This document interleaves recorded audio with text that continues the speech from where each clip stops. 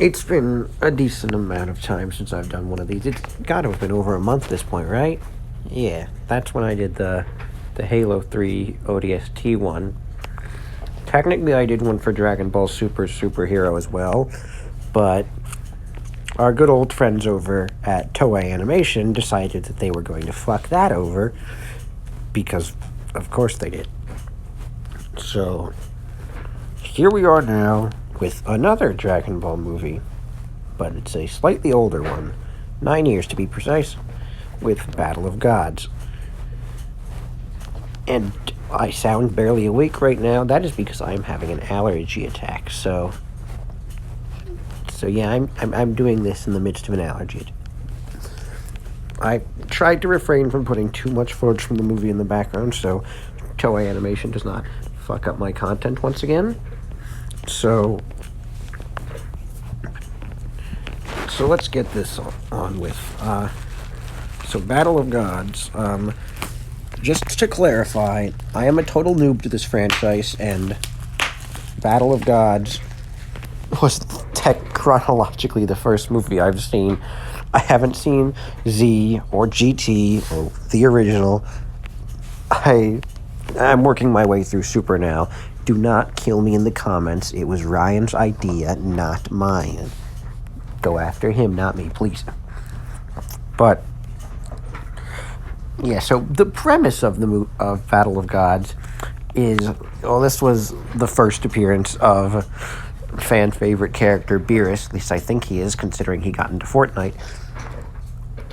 But so the whole thing is, he wakes up from a 40-year nap and decides, and he's had a dream or a premonition, so he's decided he's going to go terrorize Goku. He's like, yeah, this guy must be the Super Saiyan God guy, right, huh?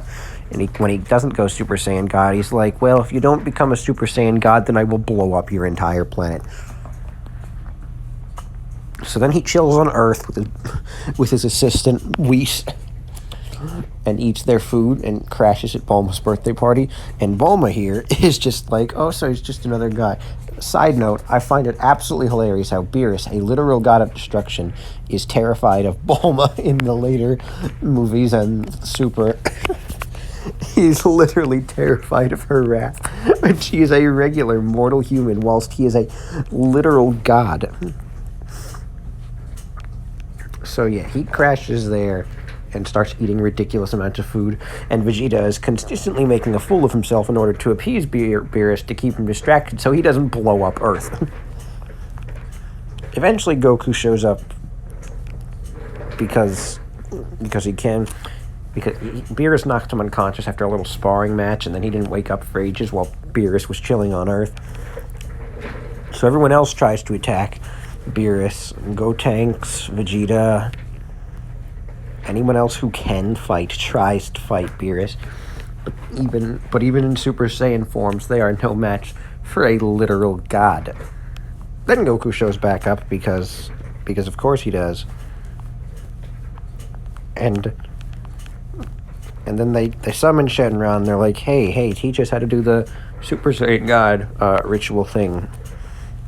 And they're just like, so Shenron's like, okay, you need 5 other Saiyans of pure of heart to do some thing and become a god, I guess. So they try it. They realize they messed up because they miscalculated, because they suck at math. And then they try again because it turns out Videl, who is Gohan's wife, is having a kid, so they're like, hey, this might work.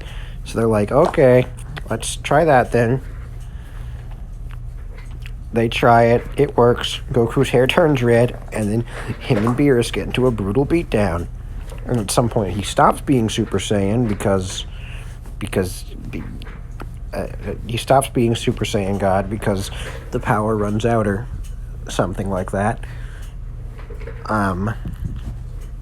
They keep fighting, though. Eventually, they take it to space. They beat the shit out of each other some more. Leaves Beerus almost completely unscathed because Beerus is still a god and Goku is not. Though even after running out of Super Saiyan God, his regular Super Saiyan form is still stronger than it normally is for some reason, I guess. I don't know. I don't question the logic of this franchise. I just go with it. And then, eventually, after Beerus throws a giant death ball at the Earth, Goku goes God again and catches it, and then Beerus is like, all I need you to do is give up. And Goku's like, okay, I give up.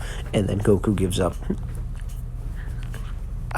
So then Beerus goes down to... They all go back down to Earth. And Beerus is like, oh, by the way, I still have to destroy Earth. And they're just like, what? We gave you what you wanted. And then he shoots a rock. And he's like, well, I destroyed Earth. And then Whis is just like, all right, it's time for you to go. It's time for you to go take a nap. And he's just like, okay. And then he dips. And that's the end of that. That's the end of the movie.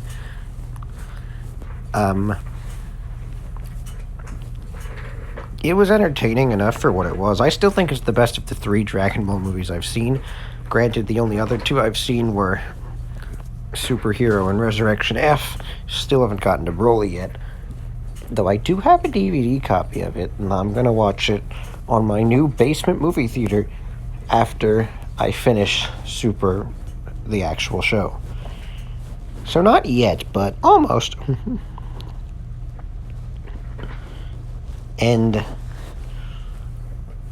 yeah, but this is the best of the 3 I've seen, mostly because it's the only one where the big form that's been hyped up, the big new form, the new transformation, actually has some semblance of logic behind it, as opposed to them just pulling it out of their ass, as opposed to, say, Super Saiyan Blue in Resurrection F or Beast Gohan in Superhero. There is no build-up, training, nothing. They just pull those forms out of their asses. This actually has build-up, and there's like a whole ritual they have to do. So that actually gets explained in this movie, which they then never did again. Well, I mean, maybe they do in Broly. Again, I have not seen it yet. And I'm not even finished with the Super show yet, but we'll get there, okay? We get there when we get there. And we have yet to get there. I feel like I'm dragging this on too long just so I can get to the end of the footage, so I'm just going to end it at this because nobody cares. Goodbye.